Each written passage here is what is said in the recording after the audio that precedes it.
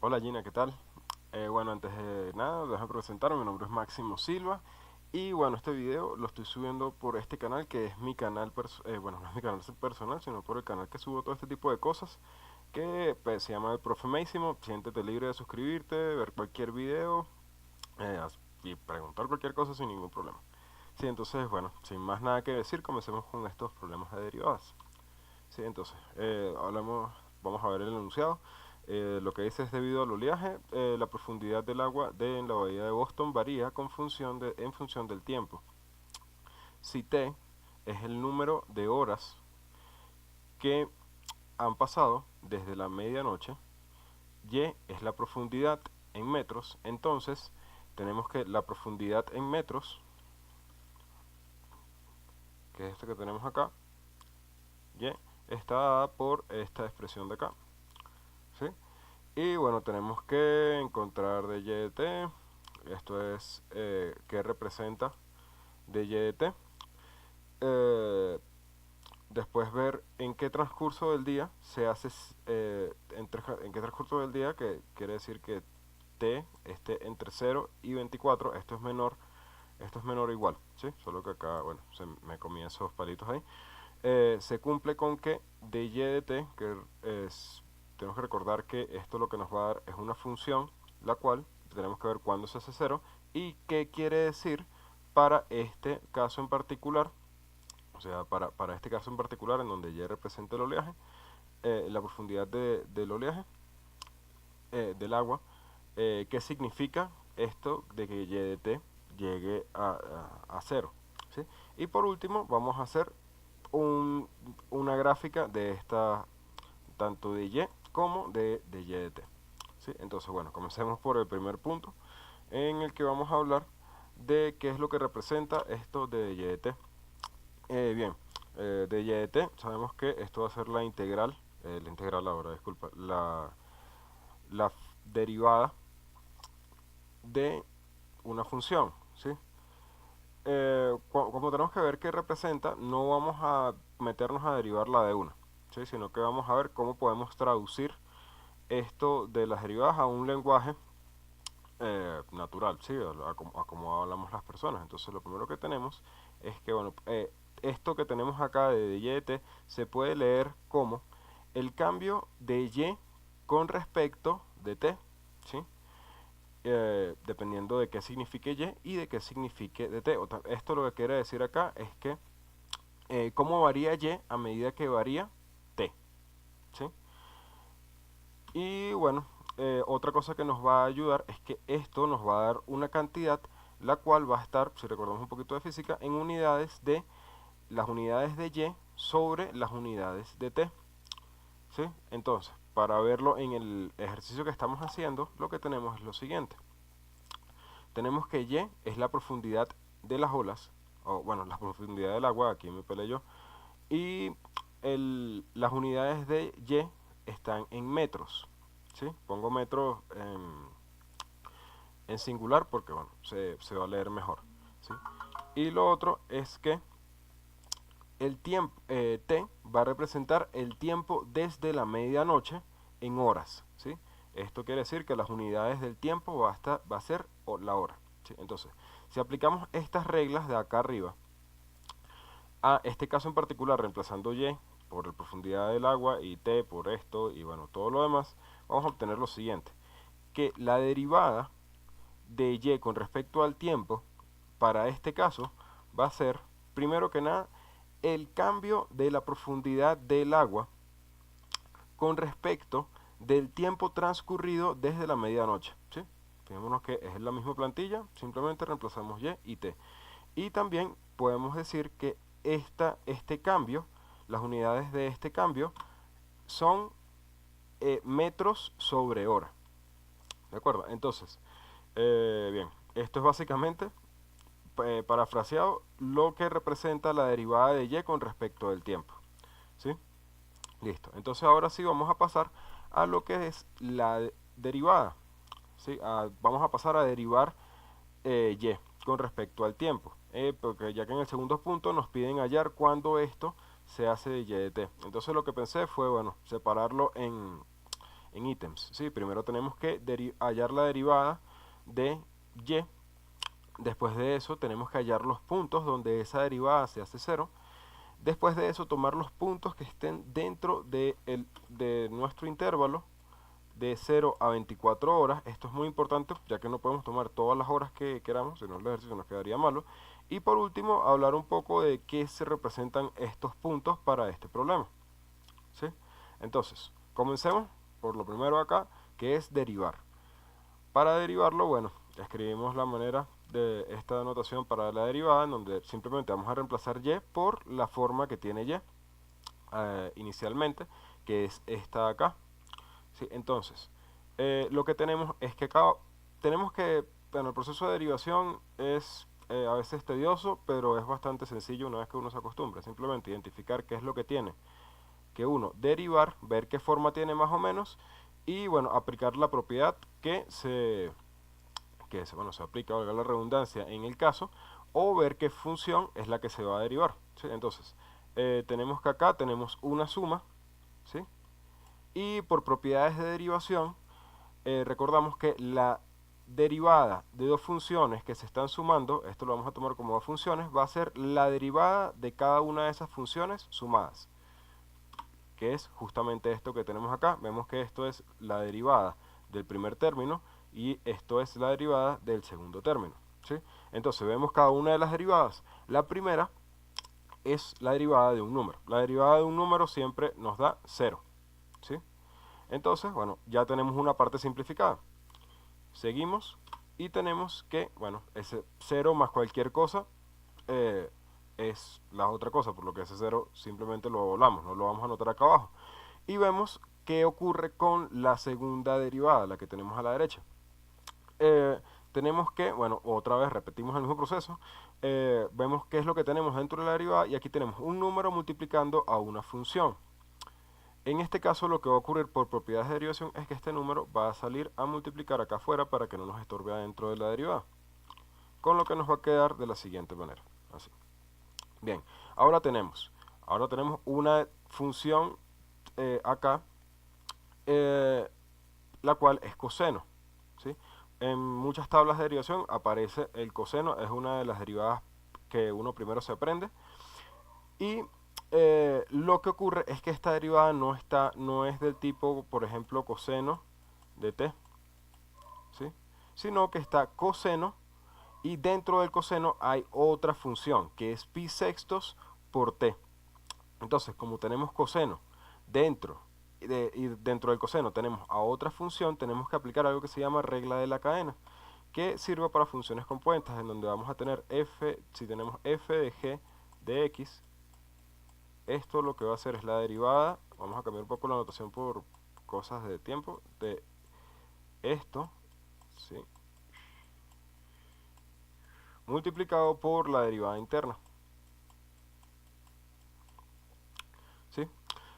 Acá lo que vamos a hacer es que vamos a derivar nuestra función externa, que en este caso es f y en este caso es el coseno, sin tocar lo que está dentro del paréntesis. Vemos que acá g de x es esta misma g de x, ¿sí? Por lo que esto que está aquí adentro no se va a tocar.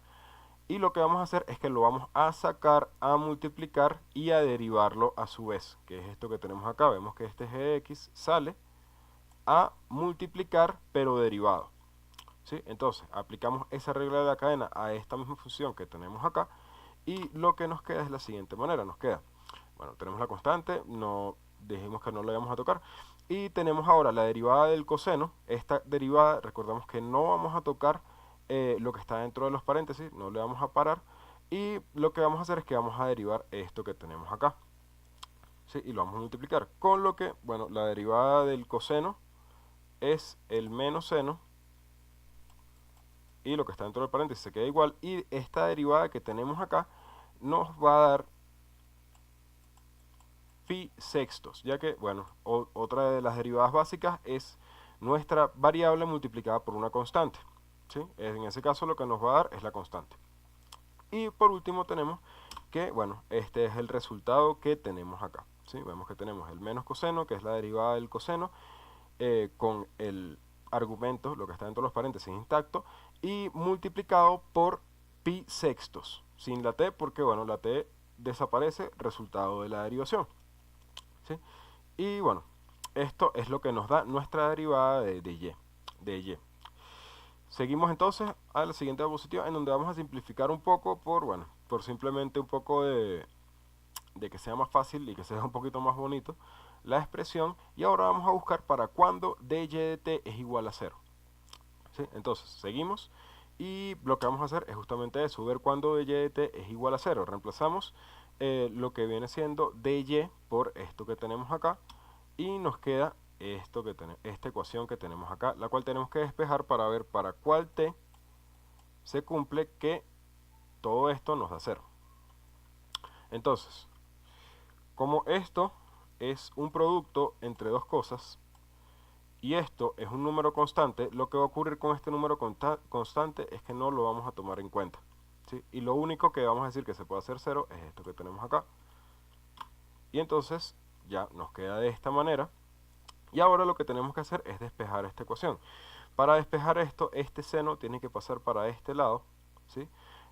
Pero como su función inversa, la cual sería el arcoseno o seno a la menos 1. ¿Sí? Es lo mismo, es la función inversa del seno. Con lo que nos va a quedar de la siguiente manera, nos va a quedar seno a la menos 1 o arcoseno de 0.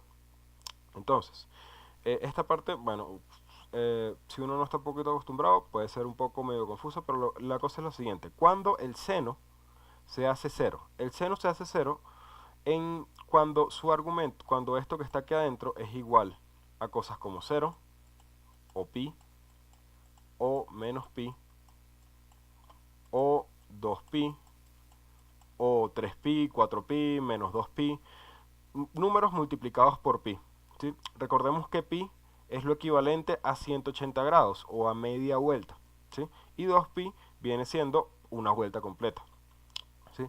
Entonces tenemos estos valores, ¿sí? Entonces lo que vamos a hacer es que tenemos a un número multiplicando a pi. Vamos a tratar de escribir eso un poco general, ¿sí? Lo primero que tenemos es que tenemos un número cualquiera, esto es un número que pertenece a los números enteros, y este va a estar multiplicado por pi, ¿sí? Entonces vemos que el resultado de esto, cuando seno se hace 0, bueno, cuando tenemos a un número multiplicado, cuando su argumento es igual a un número multiplicado por pi. ¿Sí? Puedes agarrar una calculadora y ver que verificar primero que esté en radianes y ver que cada vez que tú le pasas algo como esto al seno, ¿sí? Cosas como pi, 2pi, 4pi, menos 5pi, te va a dar 0, ¿sí? Solo por verificar. Entonces, si despejamos esto de acá, entonces tenemos que el pi se va con el pi y este 6 que está aquí dividiendo va a pasar para acá multiplicando. Recordemos que tenemos que despejar a esta t. Con lo que nos va a quedar la siguiente expresión. Nos va a quedar t igual a 6pi. A 6n, disculpen. Entonces, bien, vamos a ver ahora cómo hacemos o qué quiere decir esto. Lo que tenemos que ver ahora es que, bueno, si esta expresión de acá es solución para nuestra función que tenemos acá atrás, ¿sí? Para esta ecuación que tenemos acá, ¿sí? Esta es nuestra solución, ¿sí? Todos los t que tengan este valor. Esos van a ser los siguientes. Van a ser todos los, todos los múltiplos de 6, ¿sí? Ya que si n vale 1, bueno, tenemos 6. Si n vale menos 1, bueno, tenemos menos 6. Si n vale menos 2, tenemos 12 y así sucesivamente para cualquier n. Lo importante acá es que no podemos tomar cualquier n, tenemos que tomar los que están dentro de este valor de acá. Porque, bueno, lo que nos interesa son los que están en el transcurso de un día, desde 0 a 24 horas. Entonces, lo que ocurre es que vamos a tomar nada más los que están desde el 0 hasta el 24, sería el siguiente que está por acá, y el resultado nos da que los valores de t que vamos a tomar son 0, 6, 12, 18 y 24. Los negativos no, porque simplemente están fuera de este intervalo que tenemos acá, ¿sí? Entonces, ahora que ya tenemos los valores para los cuales nuestra derivada se hace 0, lo que vamos a ver es qué significan o qué representan esos valores. Para esto vamos a tener que ver un poquito de teoría, aunque bueno, sea un poco fastidioso. Simplemente para refrescar. Y es que cada vez que para una derivada tenemos un punto, llamémoslo t mayúscula, en el que ésta se hace cero, entonces vamos a decir que y, nuestra función que estamos derivando, alcanza un punto crítico, ya vamos a ver qué es esto del punto crítico, en t mayúscula. ¿Sí? Entonces, los puntos críticos son valores en los que y se hace constante o se comporta de manera constante. Esto quiere decir que un poco antes de ese punto t, y tiene un valor, y un poco después de ese punto t, y va a tener ese mismo valor. ¿Sí? En pocas palabras, tenemos una gráfica así, y suponemos que acá tenemos este punto t, y acá tenemos a y se va a comportar algo por el estilo como esto que tenemos acá. Esto es un comportamiento constante. Antes de esto, y tiene un valor y después tiene el mismo valor antes de t. ¿Sí? Y lo importante de estos puntos críticos es que en estos es donde se alcanzan los mínimos y los máximos de las funciones, o sea, los valores mínimos o máximos locales, ya que puede ocurrir algo como esto. Así que tenemos acá, tenemos t, y tenemos que nuestra función viene así, y aquí se comporta de manera constante y después vuelve a bajar. Esto de acá es como si fuera la cima de una montaña, en donde bueno, todo sería plano idealmente. O sea, lo que es un valor que es más alto que todos los demás. ¿Sí? Va más alto o igual que todos los demás en, en las cercanías de t mayúscula. ¿Sí? Entonces, bueno, aplicando esto para nuestro problema en particular, tenemos que ver primero que nuestra función, al derivarla, lo que obtenemos es, bueno, nuestra función al derivarla no, disculpa, nuestra función inicial, lo que era algo, una constante acá, más otra constante acá, llamémosla C2, multiplicada por un coseno. Lo que ocurre con esto es que los cosenos cada vez tienen una propiedad, que es que cada vez que llegan a un punto crítico es porque están alcanzando o un mínimo o un mínimo o un máximo. ¿Sí? No hay otra opción. En las demás funciones no ocurre esto, ya que tú puedes tener algo como esto, en donde, bueno, acá tienes un comportamiento constante y no se está alcanzando ningún mínimo ni ningún máximo. Pero en nuestra función coseno, que es la de este ejercicio, sí ocurre eso, por lo que nos vamos a enfocar en eso y podemos decir entonces que bueno, acá me eché un pelón, ¿sí? Esto es y esto acá es coseno, ¿sí?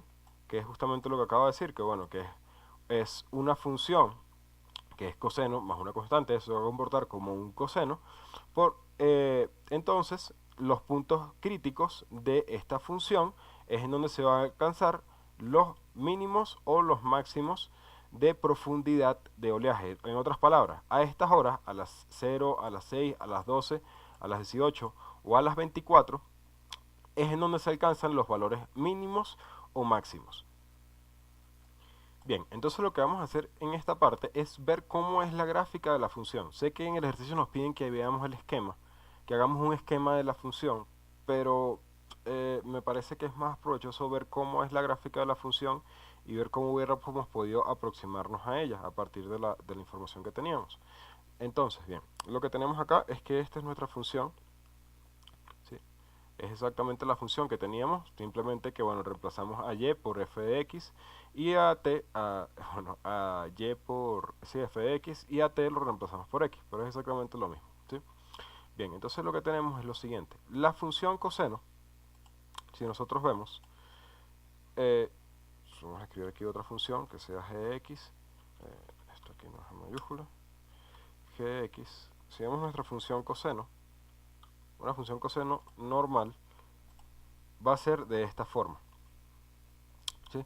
Ahora, cuando nosotros vemos esta función, vemos que tiene exactamente o una forma muy parecida, es como fuera una olita, y además tenemos una característica muy importante, es que cuando es 0, esta función tiene un valor diferente de 0, o sea, tiene un valor por acá arriba, ¿sí? Bien, lo que ocurre es que esta función está como un poco movida hacia arriba. Esto se debe a este valor que tenemos acá, más un sexto.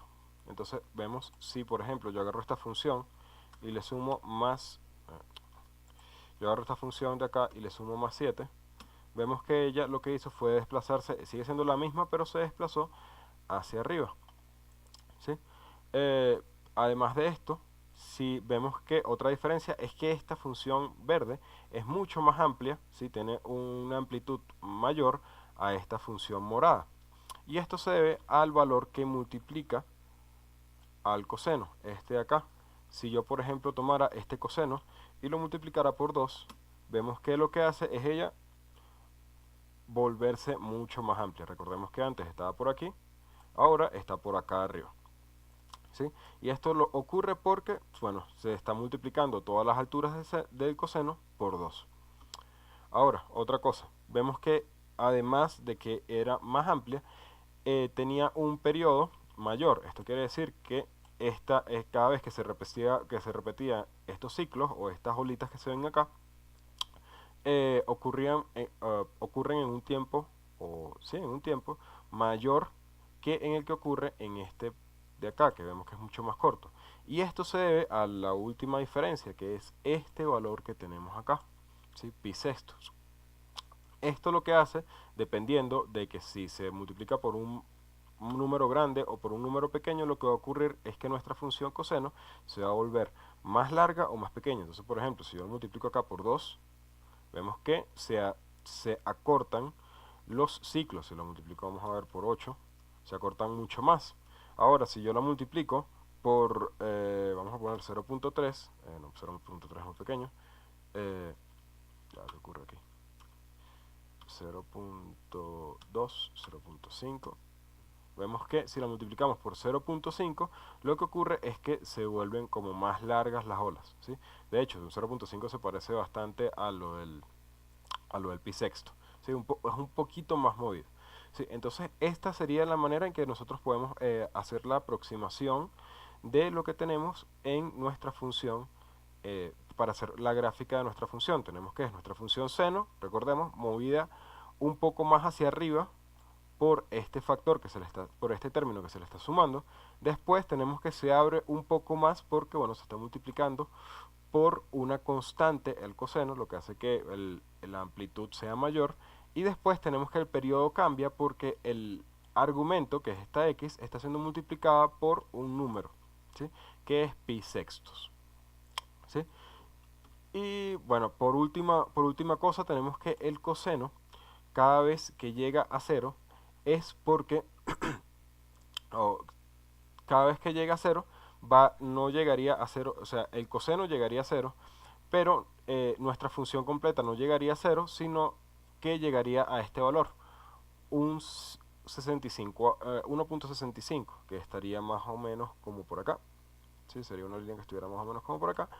Y cada vez que llega a este valor es porque el coseno llegó a un número como eh, pi medios, ¿sí? Cada vez que coseno llega a un número como pi medios, entonces tenemos que esta función pasa por acá, ¿sí?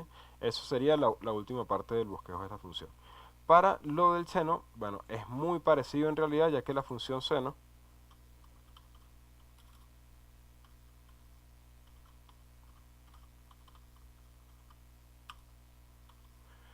de x, tenemos que, ¿en qué color me lo pintó? En morado. Vamos a borrar la del coseno. Tenemos que seno de x, bueno, es muy parecida. La diferencia es que con el coseno es que recordemos que que el coseno en 0 pasaba por 1, el seno pasa por 0, en 0. Entonces, vemos que también va como en otro sentido, y esto también se va a deber a los mismos parámetros. Esta vez no está movida hacia arriba, si vemos está sobre el mismo eje de las x, igual que nuestra función seno original, pero volteada. Ese volteo se debe a este signo negativo. Y este es el mismo factor que nosotros teníamos, solo que bueno, el programa nos los compila, ahora, nos los factoriza, pero tenemos que es la misma idea. Y bueno, tenemos que otra vez el periodo de estos ciclos cambia porque tenemos adentro del argumento del seno un factor, ¿sí? Y esto varía el, el periodo. Básicamente es la misma idea que con el coseno, ¿sí? Entonces, bueno, yo creo que hasta acá llega el ejercicio, ¿sí? Sí, ya hasta acá llega el ejercicio. Y bueno, eso es todo. Se hizo un poco largo el video, pero es que porque estaba un poco largo el ejercicio y además tenía muchas partes de teoría. Vamos a sigo entonces con el otro video después. Y bueno, Gina, chaito, espero que te haya gustado mucho. Hasta luego.